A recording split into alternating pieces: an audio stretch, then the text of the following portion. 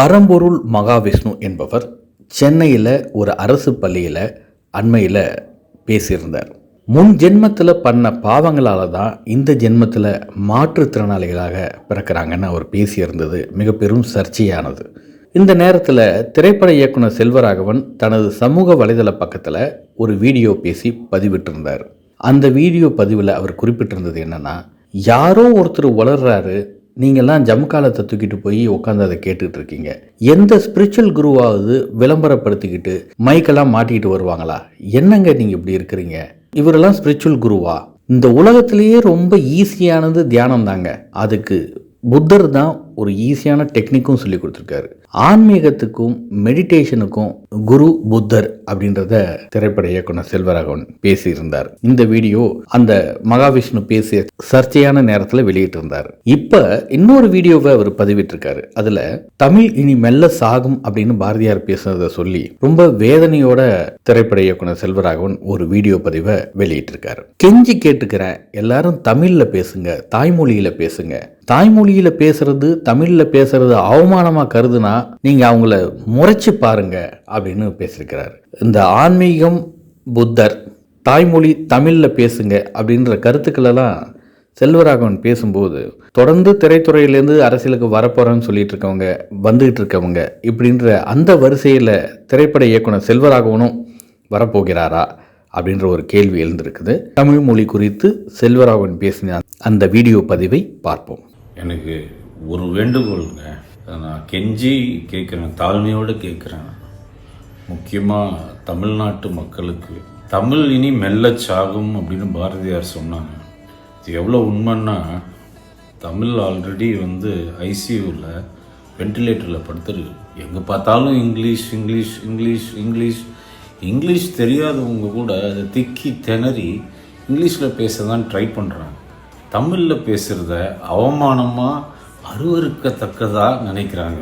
எனக்கு இங்கிலீஷில் பேசுகிற அவசியம் புரியுதுங்க, சத்தியமாக. நான் ஸ்கூலில் காலேஜில் எல்லாம் எவ்வளோ அவமானப்பட்டிருக்கேன், எவ்வளோ வாட்டி அழுதுருக்கேன் இங்கிலீஷ் தெரியாமல். அப்படியே கூனி குறுகியிருக்கேன். ஃபுல் கிளாஸ் இங்கிலீஷில் தான் பேசும். அவங்க கான்வென்ட்லேருந்து அவங்க காலேஜில் போனால் எல்லாம் இங்கிலீஷ் தான் பேசுவாங்க. இங்கிலீஷில் இருக்க பசங்க தான் கையை காமிச்சு பதில் சொல்லுவாங்க. நமக்கு ஒன்றுமே தெரியாது. கடைசி பெஞ்சில் இருந்துக்கிட்டு அப்படியே வெக்கப்பட்டே ஏதோ ஏன்னா தோணுன்னு படித்து வெளியில் வந்துட்டோம். அப்புறம் தான் எனக்கு ஒரு வெறி வந்துச்சு. சரி, என்ன இங்கிலீஷ் தானே அப்படின்னு சொல்லிட்டு ஹிந்து எக்ஸ்பிரஸ், நிறைய இங்கிலீஷ் புக்ஸு இதெல்லாம் படிக்க ஆரம்பித்தேன். அர்த்தம் தெரியாததுக்கெல்லாம் பக்கத்துலேயே ஒரு டிக்ஷனரி வச்சுக்கிறேன். டக்குன்னு அதை பார்த்து ஓகே, இது அர்த்தம். இது கொஞ்சம் கஷ்டமான ப்ராசஸ் ஆனால் பண்ண ஒரு ஸ்டேஜில் கொஞ்சம் ஃப்ளூயண்ட்டாக பேச ஆரம்பிச்சு, அப்புறம் நான் சினிமாவுக்கு வந்தோடனே தான் ஓரளவுக்கு நல்லா பேச ஆரம்பிச்சிருக்கேன். இன்றைக்கும் எனக்கு அவ்வளோ கரெக்டாக பேசுகிறேன்னா அவ்வளோ இதுவாக எனக்கு தெரியாது. அது எனக்கு கவலையும் கிடையாது. நான் தமிழன், நான் எங்கே போனாலும் தமிழில் பேசுவேன். அது மாதிரி நான் உங்ககிட்ட கேட்குறது ஒன்று தான், நீங்கள் தமிழில் பேசுங்க. எங்கே போனாலும் தலை நிமிர்ந்து கொஞ்சம் வாய்ஸை ரைஸ் பண்ணி தமிழில் பேசுங்க. அவங்கள அவமானமாக பார்த்தா நீங்கள் முறைச்சிட்டு அடி என்னங்க யோசிக்கிறீங்க, விற்க மாட்டீங்களா அப்படியே கேளுங்க. அப்படி உங்களை ஏதாவது ஒரு ஃபிகர் அவமானமாக பார்த்தா அப்படி மூஞ்சியை சுழிச்சா, அந்த மாதிரி ஒரு ஃபிகரே நம்மளுக்கு தேவையில்லைங்க. தூக்கி கடாசுங்க. என் தமிழ்நாட்டு பொண்ணு, தமிழ் பேசுகிற பொண்ணே எனக்கு போதும். இது ஏன் சொல்கிறேன்னா, உலகத்தில் நீங்கள் எந்த கண்ட்ரி, எந்த நாட்டுக்கு வேணுமா போய் பார்த்துருங்க, எல்லாரும் அவங்களோட தாய்மொழியில தான் பேசுவாங்க. அது மட்டும்தாங்க பேசுவாங்க. இவங்க இங்கிலீஷில் சப்டைட்டில் போடுவாங்க. நீங்கள் பார்த்துருக்கீங்களா?